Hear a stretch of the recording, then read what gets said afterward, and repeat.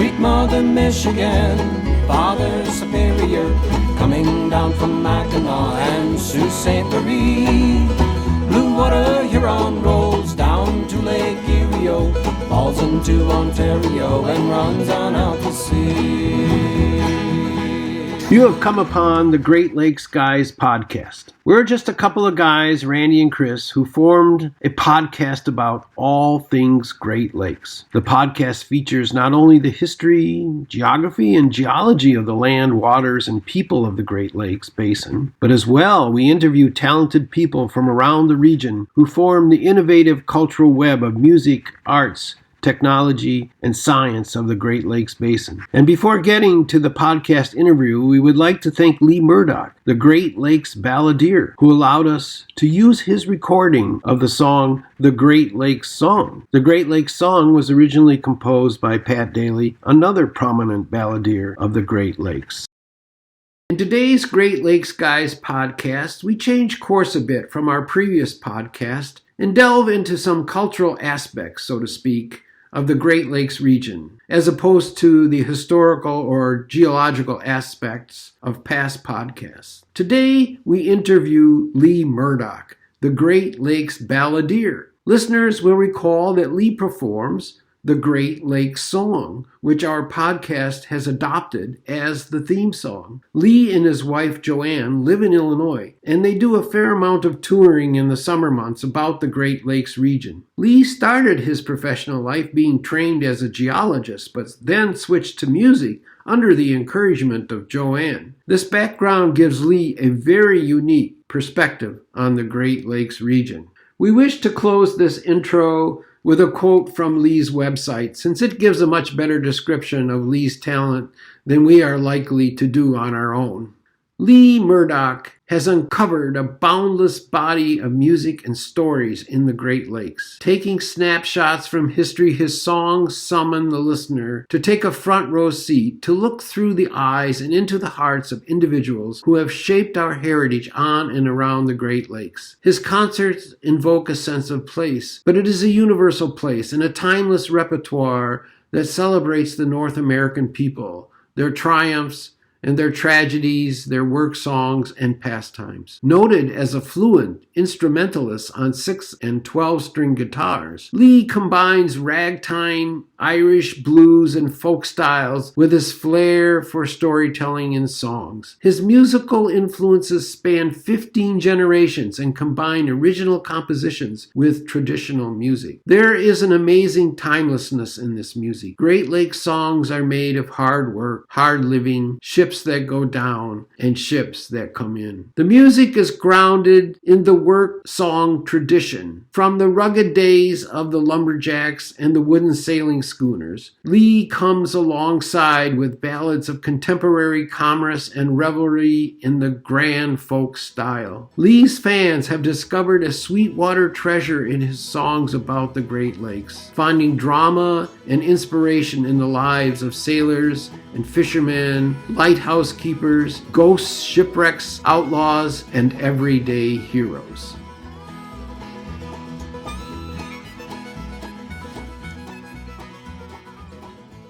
I was born and raised in the Chicago metro area, born in Chicago proper, and so lived in suburban Chicago for a few years till I went to college. I went out to Drake University in Des Moines, Iowa, and got a degree in earth science. Graduated in 1975, which is interesting. And my emphasis, I was good in structural geology and historical geology and stuff like that. But my real fascination was with the Pleistocene, the Ice Age. And so at any rate, that's what my discipline was going to be. I was going to be in geophysics, and probably on down in Antarctica, in the summer times and stuff like that. But I decided, instead of pursuing that discipline, I just decided, much to the encouragement of my then girlfriend, now wife, Joanne, to try it in folk music for a while. And so I came back to Chicago there was a pretty good folk scene happening, and started singing all different types of folk songs, and playing bars and coffee houses and that type of thing, and with a broad range of folk songs, whether there were songs from out west, the cowboy songs, or Appalachia, or the blues, ragtime music, songs of the sea, Midwestern folk songs, protest songs, all different types of things that I thought people might enjoy in the bars. And I came across a few of the Lakes ballads. I really liked them. And I liked the idea. There was a gal, a mentor, Emily Friedman, who was in the Chicago folk scene and quite a supporter of it. She said, you got to sing where you're from. And so I kind of thought well, maybe I should try a little bit at the Midwestern folk songs. My second album that I put out was from west of Chicago. There's a river called the Fox River. And so I put out an album called Where the Pioneer Arrows that dealt with a lot of the local history there. But then I came across a song called The Persia's Crew. And it was in a book called Folk Songs Out of Wisconsin, Wisconsin Historical Society. And I thought that was a great song. And so I learned it, performed it. Then I came across a couple other ballads. There was a great Illinois folk singer named Art Thiem, who did a lot of Illinois folk songs and Missouri folk songs and that type of thing, kind of rural. And he was had quite a sense of humor as well, a great banjo player. And he sang a song that I first heard in 1980 called The Red Iron Ore. And that was at a festival up in northern Michigan called the North Country Folk Festival in Ironwood, Michigan. And I thought that was just a really nice song. So I came across a few of these lake ballads, traditional ones, written by people a long time ago. Sometimes you didn't even know who wrote them. And then I was directed to University of Michigan. The Bentley Historical Library there had a collection compiled by a professor of English in the engineering school named Ivan Walton. And his history is pretty interesting. He was born and raised in Mount Pleasant, and he had a cousin that would come down from the North Woods in the summertime to help with the family business. And after dinner, they would be singing. He would sing shipwreck songs. And he's saying, what's this lumberjack doing singing shipwreck songs? Okay. He didn't really know. So he went out in search of these. And, he started in Michigan in 1928. So it was in the late 20s, early 30s. He started, collecting some of these songs from the sailors that were young in the 1870s and 1880s and working on the schooners. So he went to different types of places he went to Toronto, he went to Oswego, New York, Chicago, Waukegan, Illinois, Milwaukee, St. Ignace, Michigan, Port Huron, all different types of places, interviewing these sailors in sailors' homes. And they were recollecting their youth aboard these vessels. And that's where the traditional part of my material mostly comes from, is Walton's collection. That was then put into a book in 2002 called Windjammer's Songs of the Great Lakes Sailors, published by Wayne State University Press, of which I helped. I did the musical scores for that, and but it was compiled by Joe Grimm, and long after Professor Walton had passed, and felt really energized by that. And it was at that time that I put out my first strict Great Lakes album called Cold Winds. A couple of years before, I'd put out one called Fertile Ground that had 6 lake ballads on it, but didn't have really artwork for it. And so I put out Cold Winds, which was all strictly Great Lakes. People liked it, had enough material for another one. So I put out Safe in the Harbor a couple of years later. And then a couple of years later, Freshwater Highway.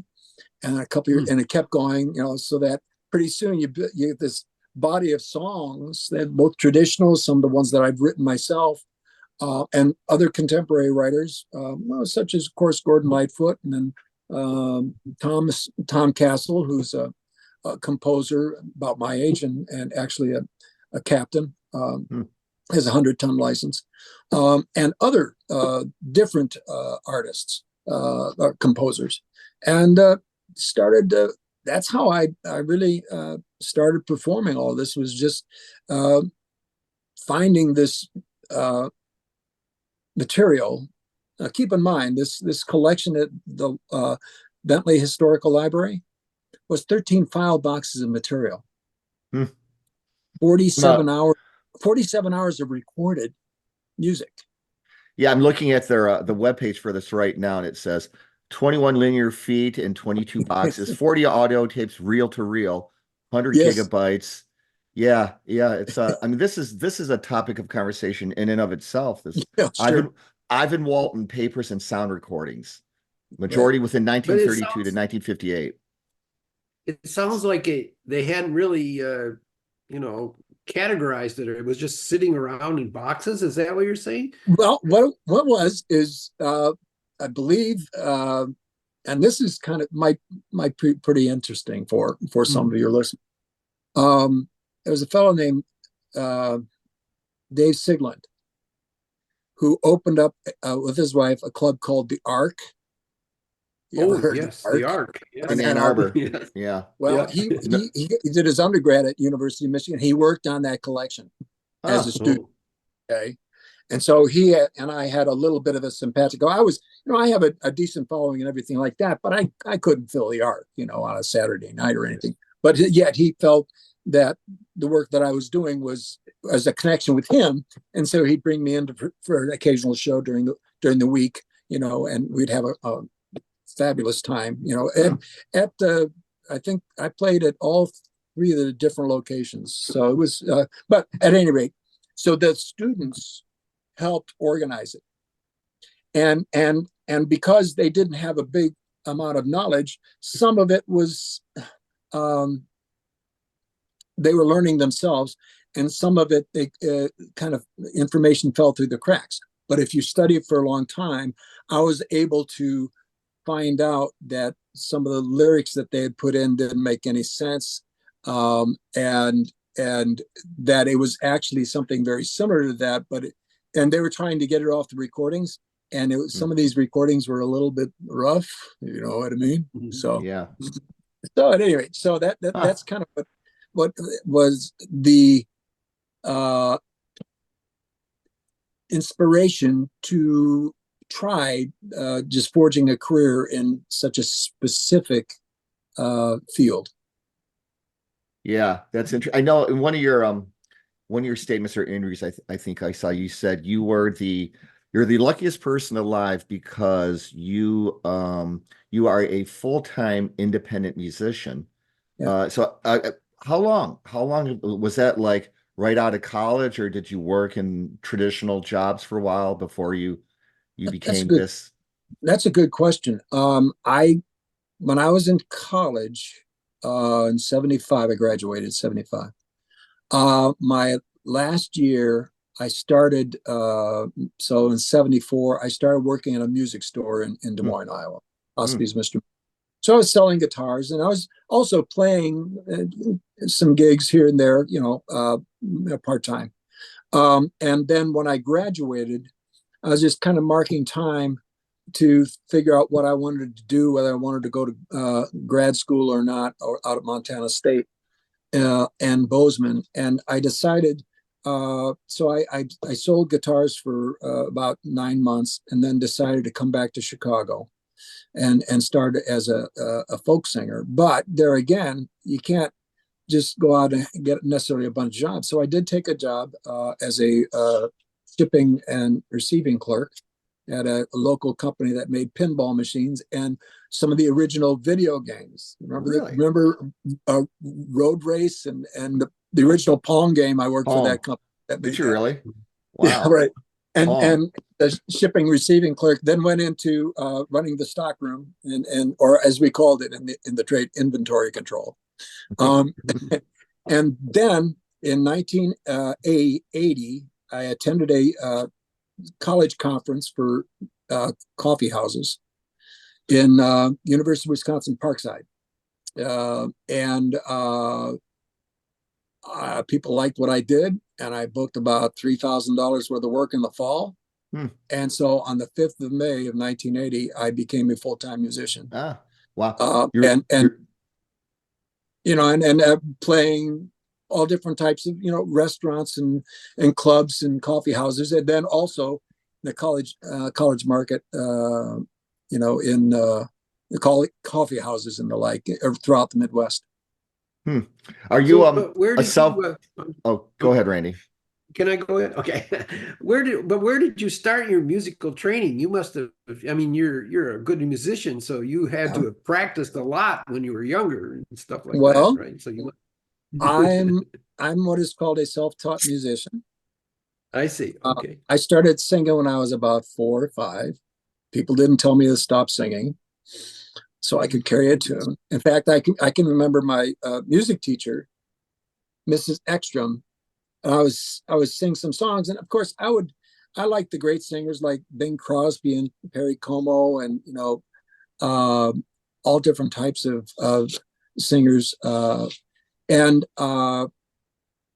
so I would ornament what I was singing, doing vibrato and that type of thing. And she was saying, "You can't do that. You're gonna ruin your voice." Well, I had been singing like that for probably 2 or 3 years, so I just developed it just naturally.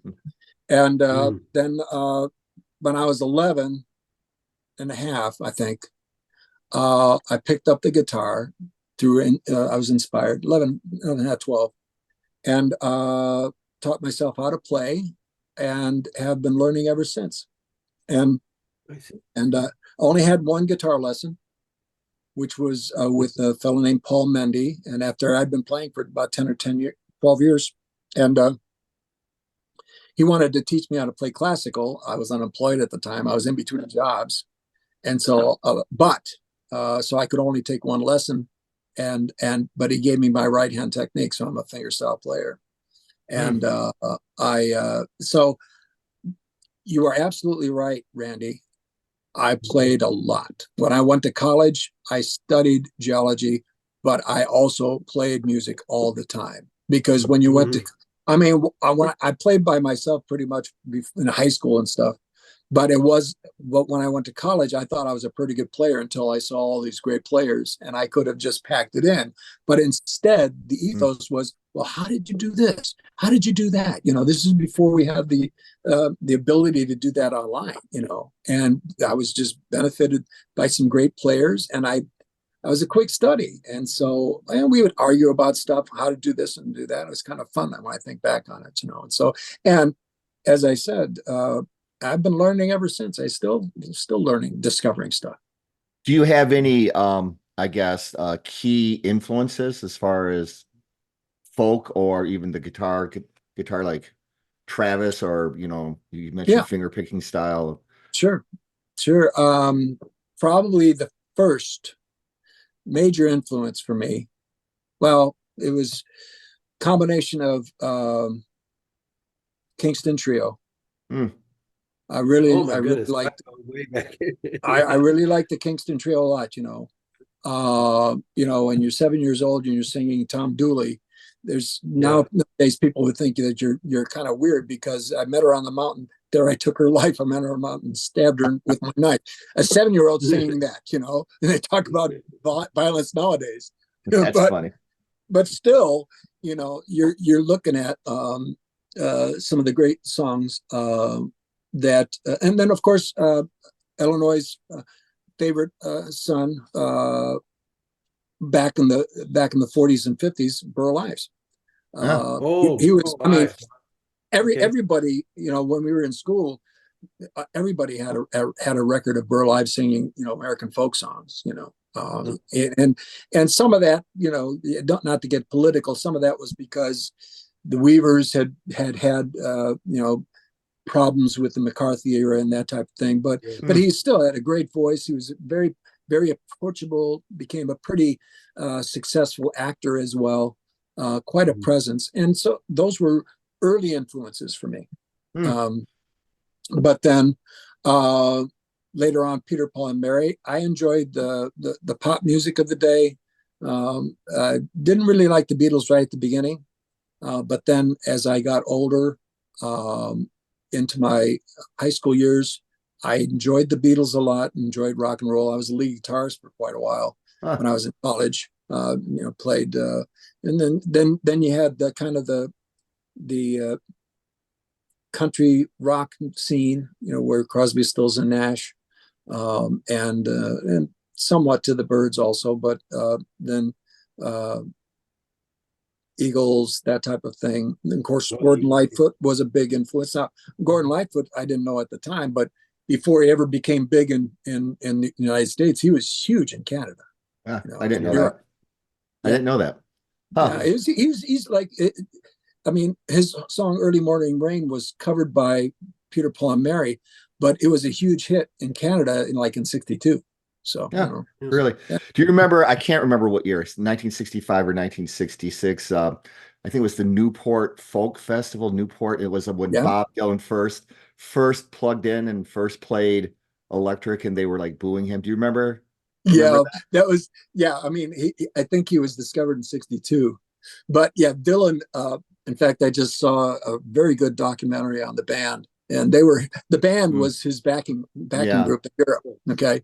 And so he would come out on the first set of the concert over in Europe, and he would be playing acoustic guitar. Everybody just loved it and everything like that. And then on the break, he'd come back out and he would start playing electric guitar, and they would boo and then I think it was, you're right, I think it was 66. 66. He did make that transition because he was a songwriter. I mean, he was an artist, and he was excited by that type of scene, but people weren't ready to accept it, but I guess he's done okay since then. Do you play electric ever yourself nowadays? Or I haven't played electric guitar in 40 years. Really? Whoa. Okay. No, and because I had some nice, I had three nice electric guitars over the years, but I sold them. Well, one of them I gave to my nephew, who still has it, and it was a hollow body electric guitar. And then I had a Fender Mustang, which I had for a little while, which is a solid body electric guitar. And then I had a Gretsch Viking, which was a big hollow bodied electric guitar that was similar to the ones that Stephen Stills and Neil Young played. Interesting. And they played the White Falcon. Mine was right under it, but I hadn't really played it for a while. Sold it, and became so infatuated with the way the acoustic guitar sounded. Just basically selling these guitars when I was in college, and some nice Martins and Guilds and some Gibsons and stuff. Boy, you had some nice guitars in your hands that you could afford, but I mean you could make sure that they're in tune and all that stuff. And you didn't have to plug in back in those days. Nowadays acoustic guitars you kind of have to plug in. But you play 6-string, 12-string. Do you do like mandolin or any auto harp or anything beyond a 6-string or 12-string? Oh, well, I can get some music out of a mandolin. I never really studied it that much. And I played banjo for a little while, but I ended up, and I can still get some music. Actually, an album that I put out a couple of years ago on Irish music, from the old sod to the new prairie. That album, I did some banjo on that, and it came out nice. But there again, I was playing the banjo like a guitar, and it drove me nuts. So it was. I'm sorry. Well, seems to me I heard banjo was actually a pretty difficult instrument, maybe even harder than guitar. Is that true or not true? Well, it's a little different because I don't know if every instrument is difficult to master. Okay. And so you kind of get into a mindset. Now I've been playing guitar for, 60 years. And so second nature to me. But with the banjo, and this was, it was quite a few years ago that I was playing with it. I could play certain things like Foggy Mountain Breakdown without any problem at all. But taking it to just accompany myself and sing, I played it too much like a guitar, and that was me. That's not anybody listening to it. They didn't say that. That was just my perception. And so, I mean, I had a nice banjo, but a very nice banjo. It sounded really good and everything, but I just, it wasn't full enough for me as on the bottom end where an acoustic guitar is this really nice, it's a real nice simpatico with the human voice, Yeah. And so is that probably because it has a larger resonant cavity than a banjo has? And that's what gets the fuller.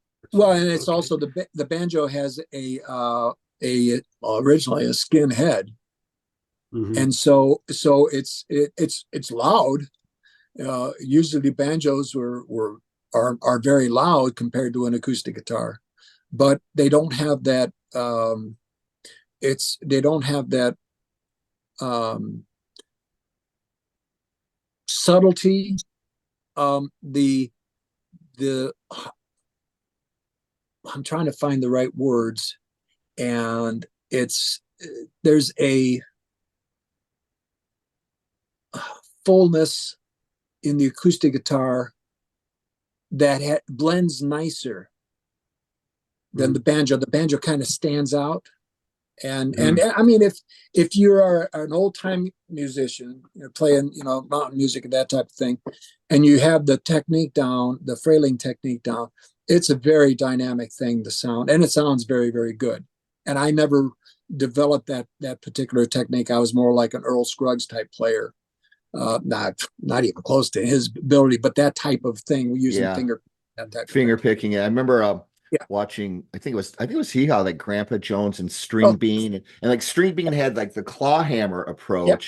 Remember String Bean? Always he wore his pant, like his belt buckle was down near his knees. And then I remember he appeared once with it was String Bean and Grandpa Jones, and it was like, and you saw the two very different techniques side by side. Sure, it was something. Yeah. Well, not to go too deep down the black hole of banjo techniques, but it's interesting. Yeah. One question I wanted to ask you is, would you say, is there a Great Lakes sound or a Michigan sound or a Wisconsin sound as far as traditional music is concerned? Or are you making that sound? Because it seems that, you've constructed your own genre in some sense. In some regards. I mean, when you think, I think most people, when they think of, Great Lakes ballads, they think of Gordon Lightfoot's, Wreck of the Edmund Fitzgerald, and that very driving sound. Or In the Lee of Christian Island, which is also a very nice song of his. And he was a very good player, a very good songwriter, good person with melodies, very what do I want to say, innovative, and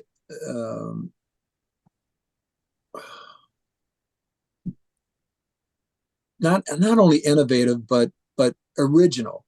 He was going after original melodies. Sometimes what I have done is I'll take a traditional melody. If a song that I've written, for instance, there's one called A Trip on the Lavindi, for instance, that came out of Walton, collected it from this guy named Sylvester Ray of Port Huron, Wisconsin. And we didn't really, there wasn't any melody to it. It was just a poem. I can play it a little bit if you want to hear it. It goes like this. Well, we were wondering if you were going to play for us, so that's great. Come all you bold sailors and landlubbers too, and listen to the song that I'll sing unto you. It's about the Lavindi, that schooner of fame, likewise of old Captain Billy Parker by name. We set sail on a Saturday from Port Huron dock. All hands to the halyards, they quickly did flock. Yo, he and hi, ho, oh, the mate he did bawl. And we soon spread our wings, the gaff topsails and all. The tug dropped our line and we heaved her aboard. With the wind on our quarter up Lake Huron we roared. The wind it was fair till we were off Thunder Bay. When we hauled her up close and formed Mackinac. Very good. Bravo. Wow. So Now that Is particular there- song melody, I don't know exactly where it came from. I put it to it and it seemed to work, but it may very well be a traditional melody that filtered in my head because I do like all different types of music. But so as far as is there a Great Lakes sound? The sound is derived from the immigrants that worked the lakes. I guess that's the best way to put it. And so you had a lot of deep water songs that were brought up on the lakes, and then the traditional songs, and that were then adjusted for the local, like some of the shanties were originally deep water shanties, but then they were adjusted for like Holloway Joe. In Buffalo, I met a gal as trim as any daisy. Away, Holloway, well, Holloway Joe. Well, there's a Holloway Joe that is a deep water song, but this is about the Port of Buffalo, and then that type of thing. So so some of that sound is traditional, derived from the music of the immigrants that came here. There were a lot of Irish immigrants that worked on the lakes, some Scots.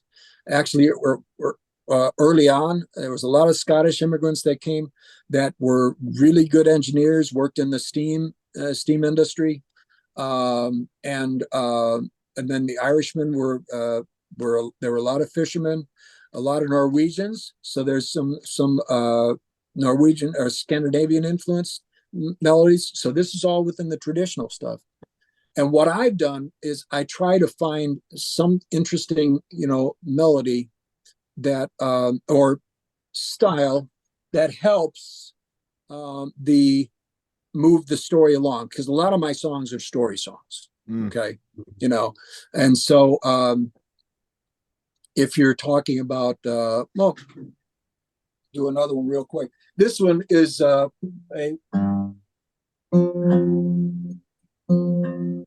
of my songs that was derived from a story out of the Great Lakes Reader by Walter Havikhurst called The Skeleton of Round Island. Of course, Round Island is that where that lighthouse is off in the Straits.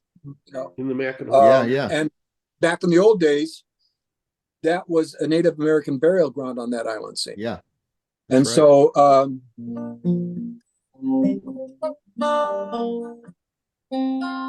and this story was related by a fellow named Ignace Pelot, who was part French, part Indian. And and this is actually historical. It's not something that's just made out of thin air. So, long ago, before your time, I used to bring the mail, from the mainland to the south, the straits covered in snow, with my dogs and Tranu and the wind to keep me company. Out across the ice we glide, my dogs and me. So he'd bring the mail in the wintertime over the ice, and in the summertime by boat, And so it's a very long story that I only do about 2/3 of, because otherwise I'd be still composing it. but the melody there helps move the story along. Mm. Yeah, And so interesting. when you ask where is there an actual sound, I think that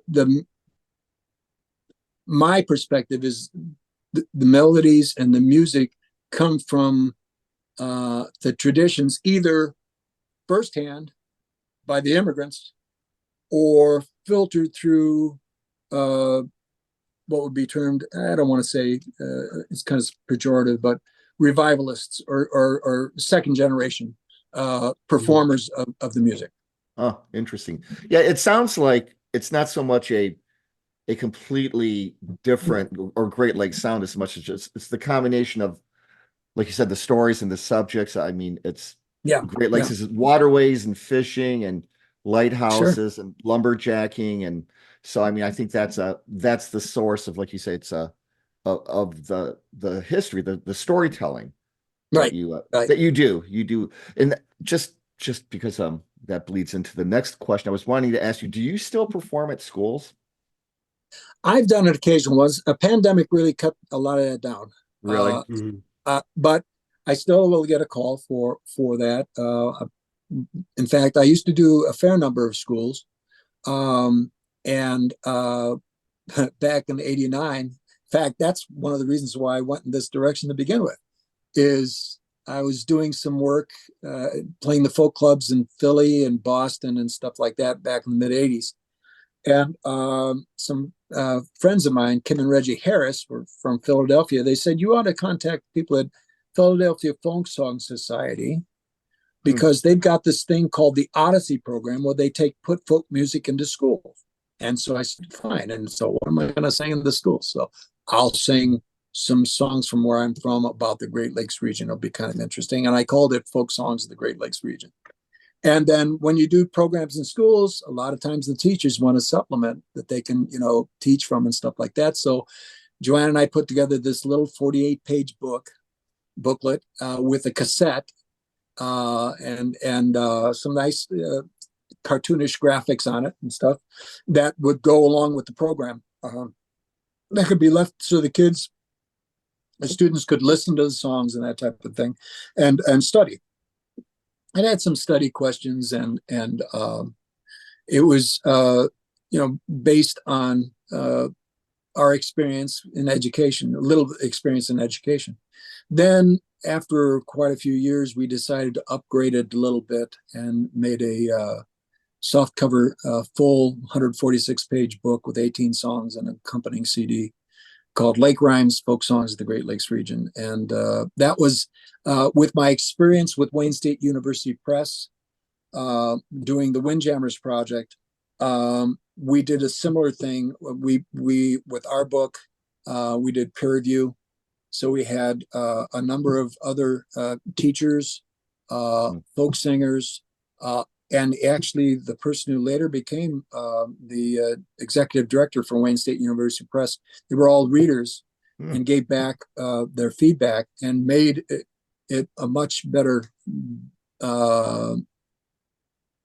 resource, And then a few years ago in 19, we made it from a paperback to a hardcover, so it could last well, and printed in the United States, made it with American paper, American ink, and bound in Downers Grove, Illinois. And even the CDs were made in St. Louis, so it was all American made, and I was very proud of that. Is that was that the coffee edition of Lake Rhymes?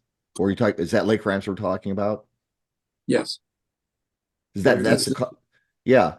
Because I know, right. I know you came out with that, and then if I remember, because I saw a few pages of that, and Randy and I were talking about how I thought it was great what you were doing, because I saw a couple of clips of you performing at a school. It looked like an assembly, and the students were involved, and a kind of like call and answer type of songs, and they were like repeating and shouting. You could tell they were having fun, and then I don't know how much you were mixing like history and lore in with your performance, but we were saying how it's interesting that here we are, Great Lakes residents, and we know quite little about our region. So that's where I thought what you were doing was really impressive, because what they say, better to entertain people and hope they learn something than to try to teach them and hope. Well, the most important thing for those assemblies for me was at the end, when I get done with my thing, and I did a number of different types of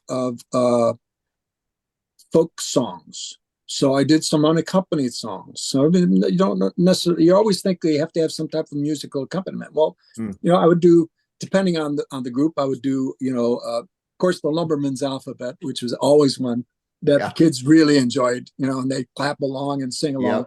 and that type of thing. But then I would also do Holloway Joe, which they would enjoy. And what we would do also to get them involved is they would pantomime hauling on the sails when you're supposed to, and that type of thing. Huh. And so it was that type of interchange that kind of set the stage for them to listen. And of course, it didn't hurt that there was a lot of stories in that, because they could get into the story itself. But the most important part was at the end of my program, I would always allow 5 to 7 minutes, or still do, allow 5 to 7 minutes for them to ask me questions. And where the songs come from. Sometimes you know what they're coming from, but sometimes you don't. And they have some very profound questions. And that puts you, the presenter, on the block to answer it. And and that takes you somewhere where you didn't know you were going to go. And see, it's that type of intellectual exchange that so often that happens, I think, easier in personal contact than and by the way, I'm thinking Zoom and FaceTime, those are pretty personal contacts now, because you can really see what's going on. You're not, and you can hear what's going on. You can really get an interactive experience from that.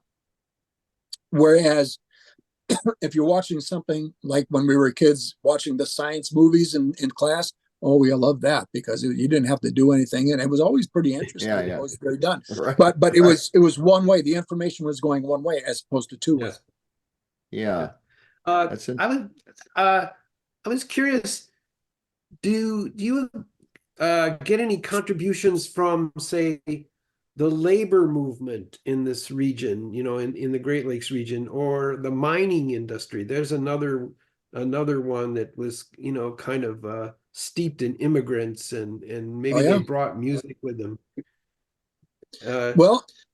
There's a few songs that I've sung. The one Stephen Jones wrote a really nice song called Marquette Range that talks about the mines up in the UP and how they changed over the years. It was from a perspective of a miner, so it's a modern type song. But he talks about how what are you going to do when the mines close down, and the kids, there's no jobs for the kids around here. There's another song that was written by a fellow named Craig Johnson, who was in Ann Arbor, but he would go up to the UP in the summer times with his stay with his grandmother up on the Keweenaw, and there was one called the Sioux Line. It talks about there was no work, like fire in the jack pine, morning is breaking out along the South Shore, down below the Sioux Line. Day shifts going down, night shifts in the drive, out along the South Shore, down below the Sioux Line. And talks about and this was written in the early 80s, talks about the jobs going away, And so whether it was a union type job or just the regular jobs themselves, and I'm trying to think of some other, back at his interesting story. Before I was doing the Great Lakes stuff, there was a factory. When I was still working, there was a factory in the town that I lived, St. Charles, that was called the Howell Company, that made kitchenette sets and, kitchen tables and chairs and stuff like that. And so also some porch furniture. And they were in this factory, and I would drive by there on the way to work every day, because I worked about 30 minutes away. And I noticed, this was probably in 82, it was 78, 79, 80, I guess. And they went on strike. Workers went on strike, and they were on strike for like 9 months. And they started like in August, all through winter. And then the company went out of business. And so I wrote a song called Smoke in the Air, because there was this big smokestack and you would see the smoke and the blue sky in the morning and stuff. And it was always something that, even though I'm kind of an environmentalist and smoke in the air isn't really that good, it was always that image of industry, Yeah. And I said, down, down, must they shut down? The boss and the union, they made quite a pair. Down, down, they always go down until it all goes up like smoke in the air. And and so it was lamenting the fact that the boss, that the management and union could not work together to keep the place open. What I didn't know at the time, and it's a nice song, I'm proud of it. What I didn't know at the time is that particular company, a Howell company, had another place down in Wichita, Kansas. So what they did was they just moved all because the labor was cheaper down there, and there was probably a non-union housing. Right. And so that was a learning experience for me many years later, when I found out, well, those guys just hightailed it to Kansas instead. And of course, then it probably went to Mexico or China or whatever, And so, that's what is interesting, not to get real political, but that's why I think it's interesting to see all this reinvestment in manufacturing and jobs here in the United States. And that was even something, my father was Republican, worked for a steel company his whole career. And he couldn't understand why all these jobs were being offshored. And of course, in other words, he didn't agree with the saving the money for the stock market, because, and many of his generation went through the Great Depression. They knew what that was like.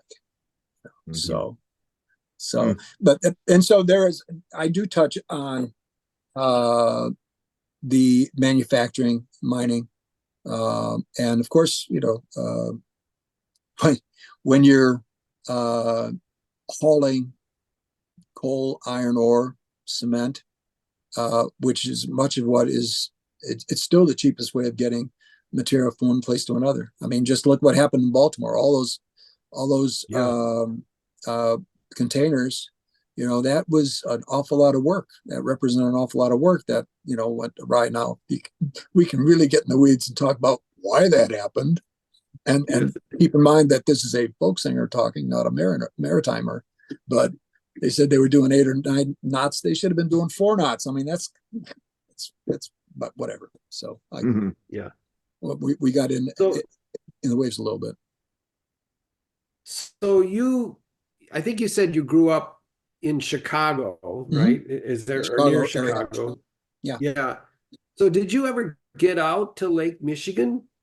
Did you ever get out boating on Lake Michigan when you were a youth? Or No. No. Lake Michigan, for me, my mom grew up in the city, so she was pretty savvy of it. But we moved out. She, when she got married, they moved to, lack of a better term, suburban Chicago. And her mother and father, when she was growing up, they lived like in the north side, went to Senn High School. And but then when she moved out west, they moved out west too. They moved to a little town called Algonquin, which is in the Fox River Valley. And so they lived out there. When my grandfather passed away at 62, grandmother wanted to go back into the city. So she got a place in a high rise right on the lake. And so that's when I first got the opportunity to really see it from a different perspective, from the 23rd floor, where you could see, almost all the way across the lake, and see how winter affected the lake and stuff like that. And so that gave me an appreciation. But you also have to remember that most of the maritime industry had left downtown Chicago by the early 60s. They had gone down to Calumet, There were still some boats coming in, but it wasn't like it was in the 40s and 50s. And the last passenger vessel that sailed out of Chicago, the South American, she was laid up in 67. And so there wasn't as much of a focus from a suburban kid in Chicago on Lake Michigan. If you were in the city, of course, you're there, got to go to the beach, that type of thing. Yeah.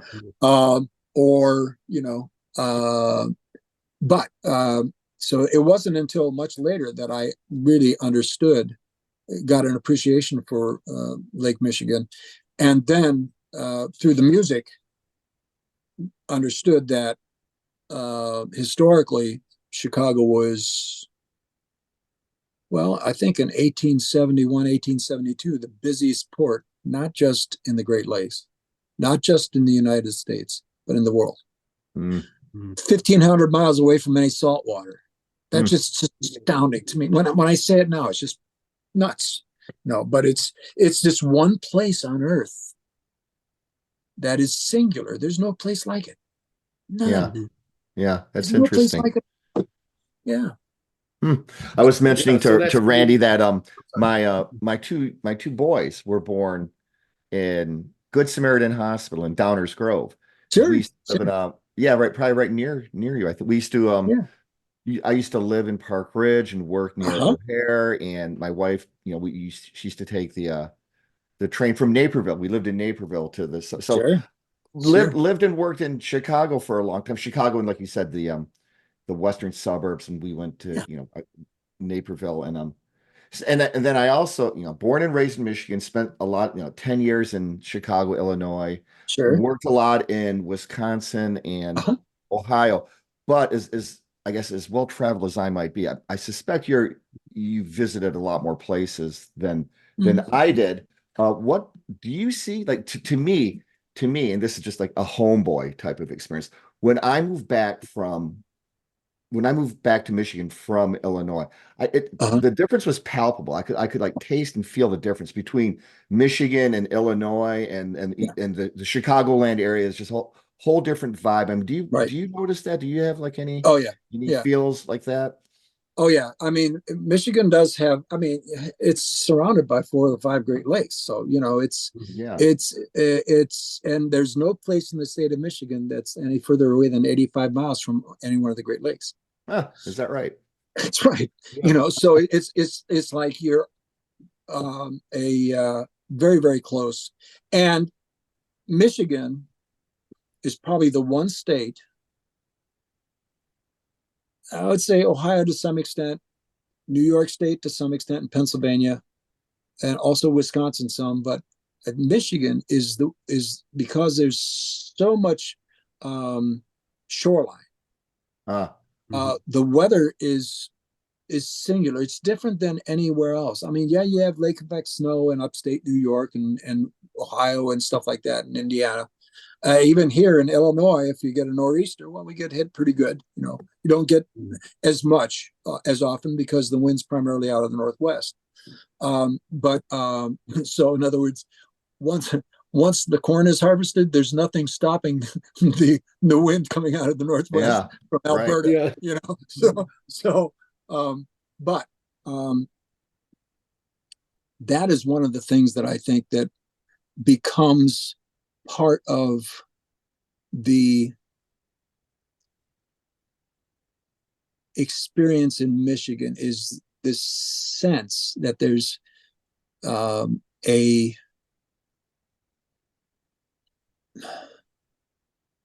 magnificent beauty that you are being surrounded by. Even if you're down like in Metro Detroit, because you just go an hour and a half north and you're on Lake Huron. Right. And that's right. And if you go 3 hours west, you're in Lake Michigan. You go 4 hours north, you're at the Straits. And you go a little bit north of that, then you got Lake Superior. And each one of those lakes, that's one of the things that I found, is each one of those lakes have their own majesty. Mm-hmm. Mm-hmm. Lake Superior is, when I first saw it in 1980, in my adult years, it had the same impact for me as when I saw it on the year before on our honeymoon, when Joanne and I saw the Grand Canyon. Oh, wow. Wow. It was that profound.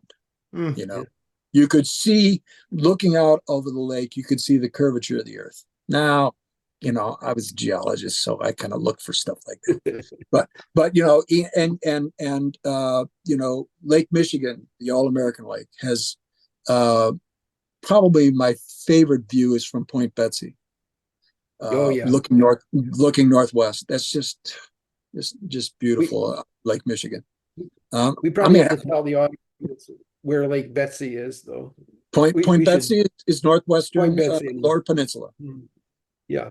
Northwestern Lower Peninsula, not that far from Traverse City, so it's probably the largest big city. But there again, that whole, you know, north of Sleeping Bear Dunes, that's another. I mean, don't get me started. I mean, there's all, but the Blue Water Lake, you know, is amazing. Lake Huron, you get up on the Michigan side of Lake Huron, Saginaw Bay, and Thunder Bay up north, Alpena, that whole drive, 23, I think. You go up 23. Yeah, 23. Port Huron, all the way up, you know, to the Straits. That's just a magnificent drive. And that's not even going inland, where you have some fabulous forested country and the river valleys and stuff, you know. So yeah, actually, you're the perfect person to ask this, because one of the things I noticed again when moving back to Michigan is Michigan seems to have a lot more conifers. It's a lot more coniferous than what I remember from Illinois. And I don't know if that was like maybe a glacier was scraping everything off, except for Michigan. But I don't, like, even now sitting where I am, I'm looking out and I'm like surrounded by pine trees and shrubs. And I don't remember that so much in Illinois. So I don't know, like, maybe that's not a real difference. Maybe that's just a misconception that I have. Oh, it's definite difference. You know, as I look out, I see silver maples and sugar maples, oaks. Yeah. We do also have some Norway spruce that a farmer planted as a windbreak, you know, because I live out in the country a little bit. But of course, on my particular property, I got a bunch of pine trees too, because when that is part of what Murdocks do when they become of age, is we plant pine trees. That's what we do in our family. But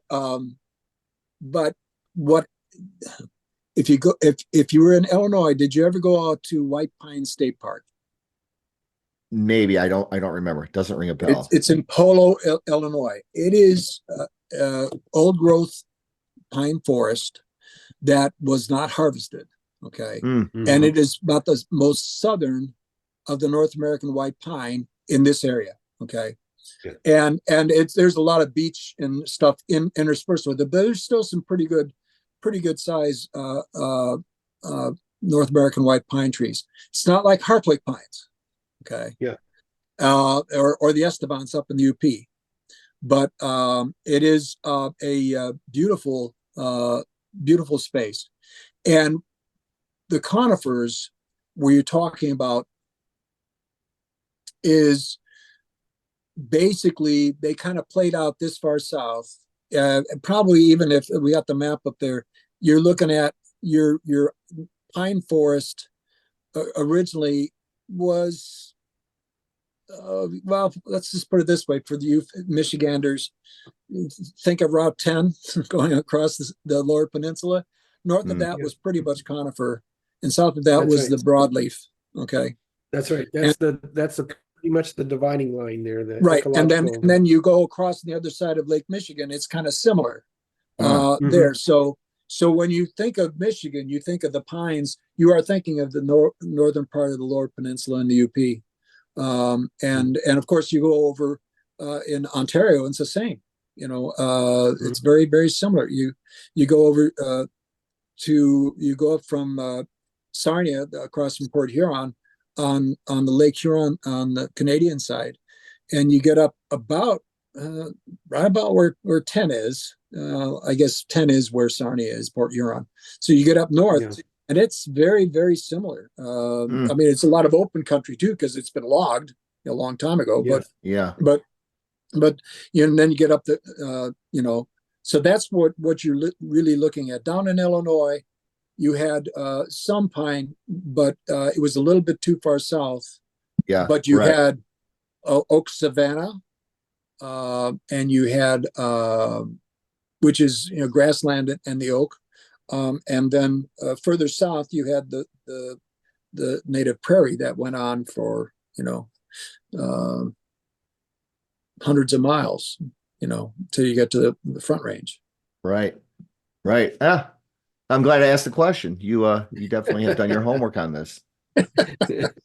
It's interesting. It's back in my college days. So this is your other hat, folk That's singer your by geology day. hat. Yeah. well, and you asked about the glaciers. There is a part in northwestern Illinois, southwestern Wisconsin, northeastern Iowa, and southeastern Minnesota that's called the Driftless area, and that's where it's very hilly. The Coulee Hills are there around La Crosse and that type of thing.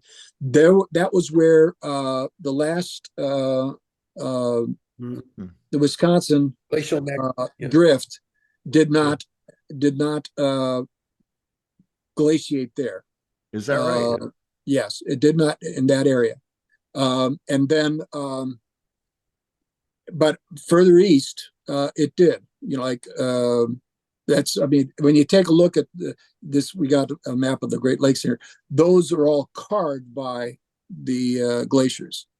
So that's the big lobe that Lake Michigan is. That was all carved, and that's Green Bay coming in.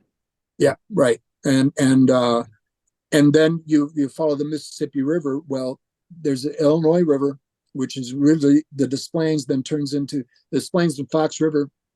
They come together, and then they go on the Illinois River when they come together. I think the Kankakee also comes in there. And those three rivers form what is the Illinois River, and then the Illinois goes west and cuts south. And that's where it cuts south was the original Mississippi River Valley. Okay. Before the Wisconsin glaciation. Huh. So that's really interesting. It is fascinating. Is this area where I'm looking out across this glacial plain. I'm looking north right now, and it's they say Montana's big sky country. Montana has mountains. Illinois doesn't. Illinois has big skies. Yeah, good point. Broad fields. Yeah. Broad. So when you're traveling around, and I guess you do like kind of a circuit or something in the summer. You kind of do a loop of places you go in the summer. Well, a lot of the places that I'll play, I'll do some state parks that have some concert series that have brought me in year after year. Up in I'll be at Ludington State Park this year, and also Bay City State Park. And I'll be doing something for Mason County Historical Society, which is Ludington. They've got a maritime days event in August for the Maritime Museum there. I'll be presenting. And then I'll also be doing a folk music festival up in upstate New York, Voorheesville, near Woodstock, New York, called the Old Songs Festival. And that's the end of June. But I also do some library work, but a lot of times I'll do programs for maritime museums and the like. I'll be doing the Blessing of the Fleet on the 24th of May in Michigan Maritime Museum. Oh, no kidding. That's in South Haven, Michigan. And then I'll be Right. doing a program up in Paradise, Michigan, for the Great Lakes Shipwreck Historical Society, which has their museum up at Whitefish Point. I'll be doing that in July. And so that's kind of because of the historical aspect of what I do. I interface a lot with the museums and events that they want to do to interface with the public. Well, do you feel people appreciate that there's actually somebody singing about where they live, that kind of makes them feel, more a part of the area than there's somebody that's actually singing about, their lives or their former lives or whatever? Well, it's what I call, kind of deep knowledge in a way. Yeah. And I think so. I mean, everybody's, if they have time to stop and listen, sometimes I'll do, not all of my programs are everybody in rapt attention, concert settings. But I mean, a lot of times they are. But sometimes I'll do the passive thing, and like in Downers Grove, for instance. Okay, there's an art fair that happens in September, and they bring me in every year, and I'll do a program and I'm just on a stage on the side, and people are going around taking a look at all the different types of artwork that are displayed there, and talking to the artists and that type of thing. And so I'm presenting what it is that I do, and I talk. And sometimes I'll throw in a song that everybody kind of knows, like Bicycle Built for Two. It's nothing that's on the hit parade and stuff like that necessarily, but some of these, what would be termed maybe now like a novelty type song. But then I'll do, or everybody wants to hear the record of the Edmund Fitzgerald. And now that Gordon's gone, I'm much more, I mean, I've always was amenable to it, but it's my responsibility now to present that song. And I do it in the way that I've been doing it for 35 years, not the way that you hear it, the way Gordon does it, In fact, how about the Great Lakes song? That seems to be that must be a popular one too, right? The one that you allowed us to yes, to use. Yeah, it's a great song. It's kind of like I like it sometimes.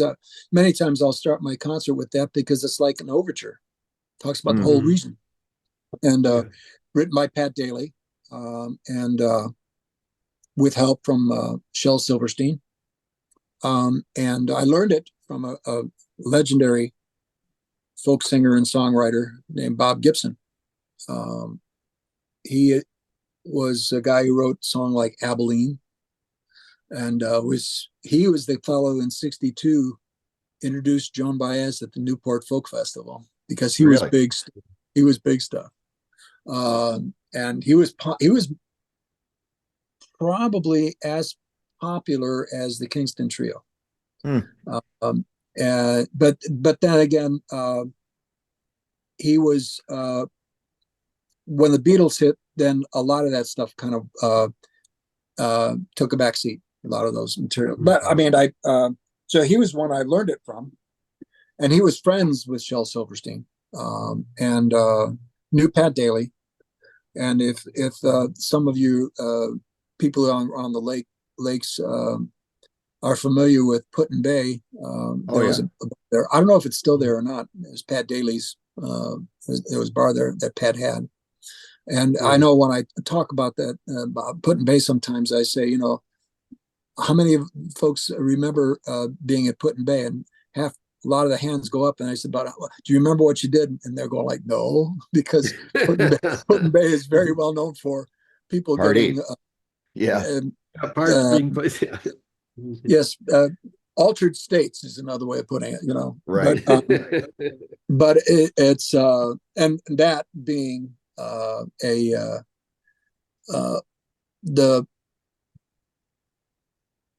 the preeminent maritime harbor that changed the course of history in North America with Commodore Perry's victory on Lake Erie. That's where they sailed out of, was Put-in Bay in South Bass. Before they encountered on September 10th, 1813. So it's and that victory, which is the only time that an entire British fleet has been captured in British naval history, and by a Greenhorn fleet here in North America. Wow. It was and it changed the whole way North America. Well, it preserved North America to the way we know it kind of now, in a way. Is a way to put it. That's right. Yeah. Otherwise, Ontario would have been the state of Ontario. Yeah. But, That's really interesting. I didn't realize that happened. Yeah. I just off topic for a bit, but I can't help but notice your guitar stand in the background. Are you still making those? I am. Yeah, I got 5 on the bench now. They're very nice, man. They're they're beautiful. Yeah. Thank you very much. I had somebody, can you make one of those for my contrabass? I said, okay. And the dimensions are exactly twice as big as for an acoustic guitar. And then somebody said, can you make it for a violin? So I've got 2 on the bench that are violins. Is that right? Half the size.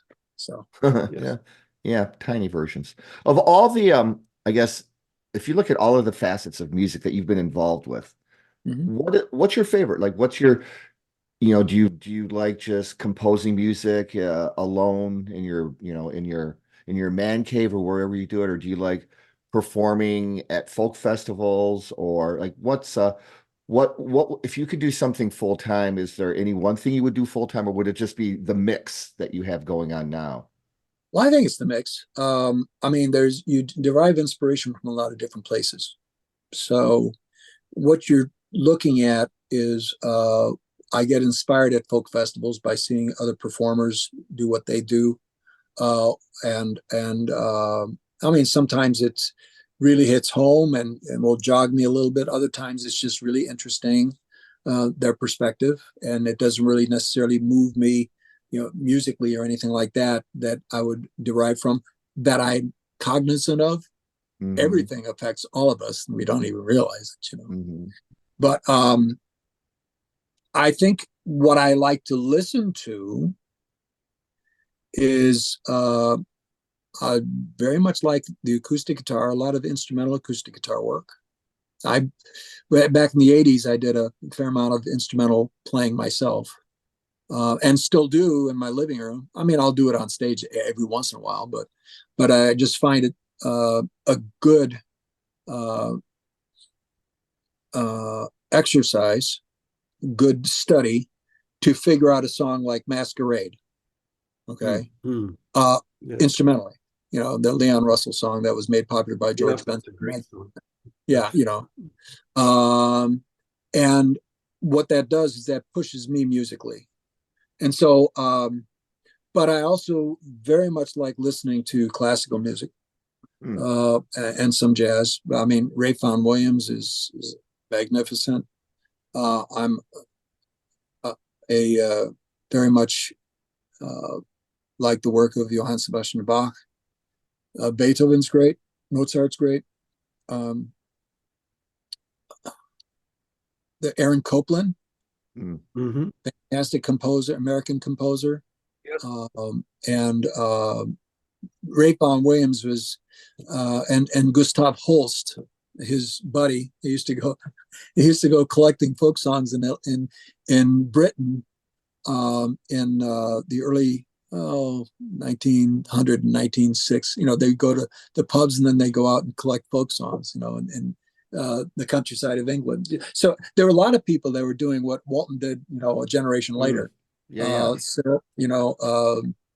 And Cecil Sharp, and of course, probably the first guy to do it was a fellow named Sir Francis Child, and the Child ballads that were collected in rural parts of Britain back in the 1870s. So You'd be a good resource for us maybe in the future. Randy and I have talked about another podcast subject of like just Michigan root or Michigan's musical roots. And obviously sure. the first thing that comes to mind is Motown, but it's so much deeper Oh than yeah. that, as I'm sure you know.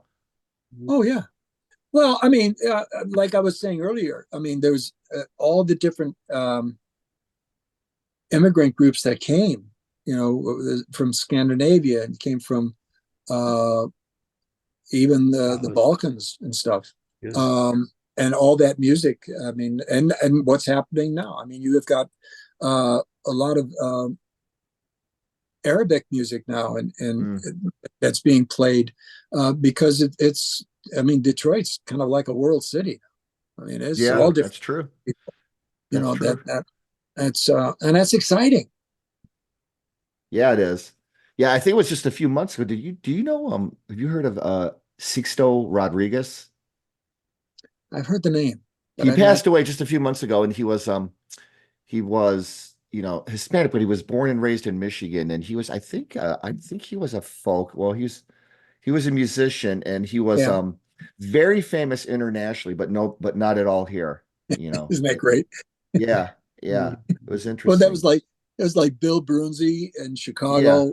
Yeah, Bill Brunzi was kind of known here, but not really. I mean, all those black performers, they had huge followings in Europe. Huge, Muddy Waters, all those guys had huge followings. Now they became popular here too, but it in their later years, it wasn't until, so at any rate, it's very interesting how the music that we play here is embraced by the people in Europe. I did a not a tour. I vacationed in Ireland 22 years ago with my wife and a couple couples friends. We were just tooling around. I brought a guitar, but I was 10 days away from music. I brought a guitar so I could play a little bit on my own and that type of thing. And we would go to some of the bars, and there would be a session going on, and it'd be just fun to listen to. And so we were at this little place in Lochderg, and I was listening to the player and people that were playing, and then they said, "Now, do you play?" I said, "Yeah, well, I do play some." He said, "Well, play something." And so I did, and then that kind of put the kibosh on everything, because it was like they perceived themselves as non-professional. Oh, really? And I was going kind of like, oh man, why did I do that? Because I felt so bad about it. Because they were just enjoying the music, and then they wanted me to sing something, and I really didn't want to, but I said okay, and I sang something with a whole bunch of verses on it, and did it really nicely and everything, and they just got really intimidated, and that's kind of too bad in a way. Yeah, that's an interesting lesson. Yeah. Yeah. Do you have I noticed you're performing at Little Sable Point Lighthouse. That's correct. Is that Randy, have you been there? Is that familiar to you? The name is, I can't remember where it is. Well, it's Mears, Michigan. Yeah. Okay. Silver So Lake. Big Sauble is in Ludington, north of Ludington. Little Sauble is south of there. Okay. And it's basically, I'm doing a concert there at the Lighthouse. I did one last year, and they there's not really any shelter or anything, so you're just right there. There's kind of like a little patio that is in front of where you go into the tower, and so I set up there, and it was interesting because there was thunderstorms over Lake Michigan, and we didn't know if we were going to get the show in or not. And so it was lightning, and the show started about 7:00 or so. And since there was no shelter or anything, I mean, you're kind of at the mercy of Mother Nature. And I said, well, tell you what, let's just wait. If there's no lightning, 30 minutes before, then I think we're good. And that's the way it was. But I didn't have time to set up a sound system. And we didn't know if anybody was going to show up at all. Well, we had like 60 some people there, and we just had everybody crowd in because I didn't have a sound system, and it worked out fine. Yeah. So it was very nice, a very nice setting there. In fact, my album From the Old Sod to the New Prairie, Joanne did the artwork for that. And she did the cover photo on that. There's a piece of grass, and that was actually taken just outside of Big Saddle Light and the lake there and stuff. So if you pull that picture up, that's one that Joanne took. And then on the flip side of that, on the back side of the Old Sod album, is a picture of a cart and a horse and some people on it in Inishmore, which is a picture that Joanne took on when we were in Ireland in 2002. So, I think I have it here. Is this what let me see. Is this what you're talking about when you pull it up? I got it. Is this what we're? Yep. That's I was taken on Inishmore. Oh, okay. Interesting. Which one of the Aran Islands, What would you recommend? What would be like your top handful of venues? If I was like, we were going to go on a vacation anywhere in the Great Lakes, not just, Michigan, but anywhere, where's like, what are your most memorable venues as far as just, setting and ambiance and the whole 9 yards? Oh boy. It's a tough one because, I'll tell you, it's every place has its astounding beauty. I'm thinking you can't go wrong. Well, I mean, we used to do some bus tours, motor coach. We were going to do one up at Lake Superior. It didn't work out this year, but maybe next year. And basically,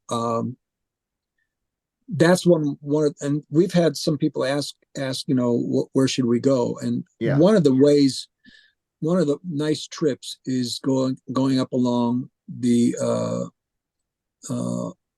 Lake Michigan shoreline in Western Michigan. And you can visit the Maritime Museum in South Haven. I mean, if you're coming from, Detroit area, you can kind of just come straight across and on 94, and then you can go north if you want to on 196. But actually, maybe the Red Arrow Highway would be better. Just right along the lake and go through a lot of the different towns, and there's lots of different things to see too. It's not just the maritime museums and the lighthouses, but there's art shops. On Sunday I'm going to be in Saugatuck, for instance, at the library there. That has the downtown area has quite an art gallery feel to it. And then you have, the Sleeping Bear Dunes, which is the largest dune in North America. All different types of places. And if you're there in late June to mid July, you might want to pick up some cherries. Yeah. Yep. Right. And then a little bit later, blueberries, all those orchards. And of course, the asparagus, it's where a lot of asparagus is grown over in West Michigan.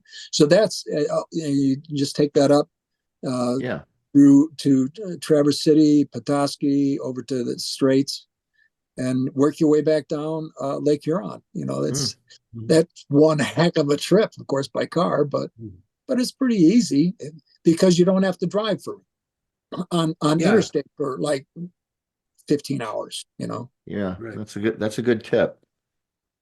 Yeah. And that's just in Michigan. Well, right. Yeah, that's just right. I think we've talked for about an hour and 15 minutes here. Wow. So maybe it's time to Yeah, this has been great stuff though, Lee. I mean, we had no idea your background and knowledge ran so deep in these other areas. So maybe we'd like to pre-book you for 9 or 10 additional podcasts. So Yeah. just kidding. But it is, it's very interesting to talk to you. It really is. Whatever works out. I mean, I'd be pleased to come back anytime. Yeah. Really appreciate the work that you guys are doing and helping people understand the role that the Great Lakes plays. I mean, when I first started doing this, there wasn't that much about it. I mean, and I know when we put out our first little pamphlet, we had a bibliography that was like a couple pages long of, some of the freshwater press books and stuff like that. And then when we put out the soft cover version of Lake Rhymes, that was back in '88. And then in 2004, we put out Lake Rhymes. Well, there was about 3 pages. Okay. When we reprinted it in 19, we had like 6 pages bibliography because there was so much more available now than there was 35, 40 years ago. So, yes. And you're contributing to that. So that's great. Thank you. And I think you are too. You are. Well, you're contributing to the Great Lakes lore, I think. Thank you. Yeah. And just before we depart, this is I see it's available on Amazon. Yep. Still in print, I see. Oh yeah. We got nice copy, plenty of copies of it. And you also can go to leemurdock.com. It's available there too. That's my website. And I mean, that has all my different recordings. I mean, I don't know how many I put out anymore. A lot.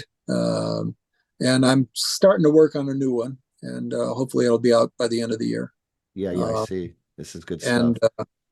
And so it's it's like I've said it many times, and I can't say it enough. I'm just the luckiest person in the world to be able to find this work that was so fulfilling for me, and just am very much indebted to all the people who have supported me over the years. Very nice. Well, yeah, we hope you don't slow down. So thanks for your time. We might slow down a little bit, but until next time, I'd like to wish everybody out there a good health, and may it always be a fair wind that fills your sails. In today's podcast, we have interviewed the Great Lakes Balladeer, Lee Murdock. Lee is truly a proponent of the life, history, and culture of the Great Lakes region. Lee is a multi-talented fellow, and if you go to his website, leemurdock.com, you will find music, books, and Lee's beautiful handmade guitar stands for sale. We again would like to thank Lee for his gracious interview, and again for allowing the Great Lakes guys to use his recording of the Great Lakes song.